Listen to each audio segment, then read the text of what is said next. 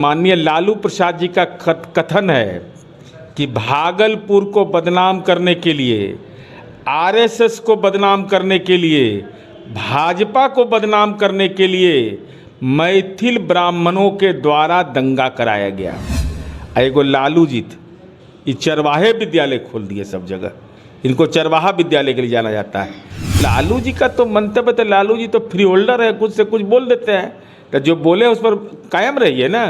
नमस्कार, आप देख रहे हैं आगाज फर्स्ट न्यूज और मैं हूं आपके साथ करुणा तिवारी।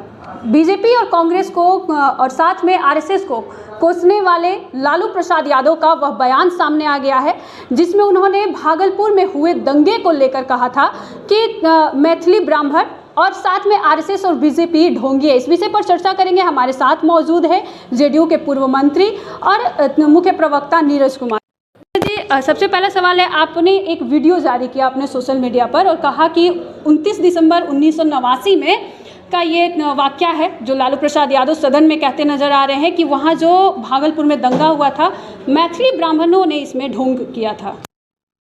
ये दस्तावेज झूठ नहीं बोलता है, लालू जी के मुंह से उच्चारित है ये, और नियम 193 के तहत बहस हो रही थी।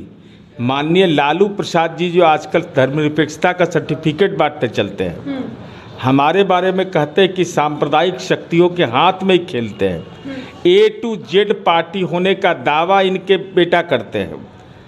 तो ये माननीय लालू प्रसाद जी का कथन है कि भागलपुर को बदनाम करने के लिए, आरएसएस को बदनाम करने के लिए, भाजपा को बदनाम करने के लिए मैथिल ब्राह्मणों के द्वारा दंगा कराया गया। कामेश्वर यादव कौन था? अरे तो नीतीश कुमार जी की सरकार ने दंगाइयों को पकड़ा ना, हेलीकॉप्टर से लेके घूम रहे थे, तो जेल गए। और किसी समुदाय के बारे में यह कह देना कि इसने दंगा कराया, ये तो अपनी विफलता को छिपाना है। कांग्रेस पार्टी के राज में ये दंगा हुआ और उसकी बुनियाद पर आप सत्ता में आए। सत्ता में आने के बाद भागलपुर के दंगा जो माथे पर कलंक का टीका था, दंगाइयों को खोज करके सजा मुकर्रर कराना चाहिए था, लेकिन आप तो राजनीति का एजेंडा तय करने लगे। और आरएसएस बीजेपी को आप सांप्रदायिक आज कहते हैं, तो उस समय सांप्रदायिक नहीं था, आज सांप्रदायिक हो गया। हमारे साथ हो गए तो सांप्रदायिक, और आपके साथ थे तो सांप्रदायिक नहीं। और आपने मैथिल ब्राह्मणों को दोषी ठहरा दिया केवल इस संदर्भ में। कुछ समय के तत्कालीन मुख्यमंत्री भागवत झा आजाद थे, और कोई कारण और औचित्य तो समझ में नहीं आता है। अब कीर्ति आजाद जी को समझ में आ रहा है कि नहीं कि हमारे पुरखे का अपमान किया हो और उस पार्टी की राजनीतिक सेवा कर रहे हो, ये तो उनका विषय हो सकता है। लेकिन माननीय नीतीश कुमार जी ने क्या उदाहरण पेश किया? भागलपुर दंगे की फाइल को खोला, खोलने के बाद दंगाइयों को सजा हुई। और देश के इतिहास में उदाहरण है कि अल्पसंख्यक साथियों का, जिनको जो जमीन से बेदखल हो गए थे, गांव छोड़ दिया था, वर्षों बाद नीतीश कुमार ने आदेश किया कि उन लोगों को जमीन पर दखल दिलाओ और वे लोग अपने घर जाकर रहने लगे।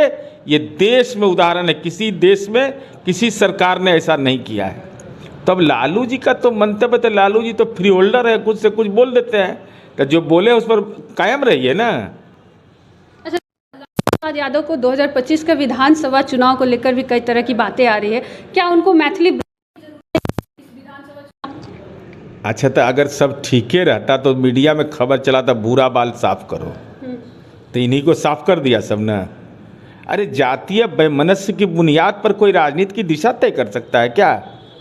समाज के अंदर में अब वह तनाव की खेती नहीं चल सकता है।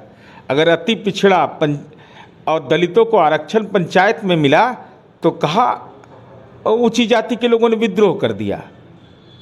और आप तो पोथी पत्रा जलाते थे, कहते थे पोथी पत्रा को जलाओ लालू जी। आज तो पोथिया पत्रा से न रुद्राभिषेक कराते हैं घर में, और उसका फोटो आपका परिवार डालता है। तो वैदिक परंपरा का अपमान करके, किसी की भावना को आहत करके राजनीति की दिशा नहीं की जा सकती है। और आपने जो किया वह पीछा करता रहेगा। और साथ में जितना उनका बयानबाजी देखने को मिल रहा है, कह रहे हैं कि इस आभार यात्रा से 2025 में जितने भी स्वर्ण जाति है उनको भी हम लोग टारगेट कर रहे हैं। तो क्या लगता है कि इनका जो बयान आप दिखा रहे हैं सोशल मीडिया पर, इसे याद करके स्वर्ण जाति उनके पक्ष में जा? अरे इनके साथ कोई नहीं रहेगा, यादव जाति तो रहेगा ही नहीं। अब सब समझ लिया, अब सबका ऑनलाइन सर्वे हो गया। कौन ज़मीन अपना देगा? कोई ज़मीन दे के टिकट लेगा? आई बताइए तो 23 में इनको सीट कैगो आया? 4। तो यादव समुदाय के साथ भी जो इन्होंने सरोकार किया, 2 पीढ़ी बर्बाद कर दिया। स्वर्गीय रामलखन सिंह यादव जी, शैक्षणिक संस्थानों की भरमार है उनके नाम पर। दरोगा प्रसाद राय इस देश के राज्य के पूर्व मुख्यमंत्री थे। पूरा सारण के इलाके में जाएगा तो उनका सम्मान है। एगो लालू जी ये चरवाहे विद्यालय खोल दिए सब जगह, इनको चरवाहा विद्यालय के लिए जाना जाता है।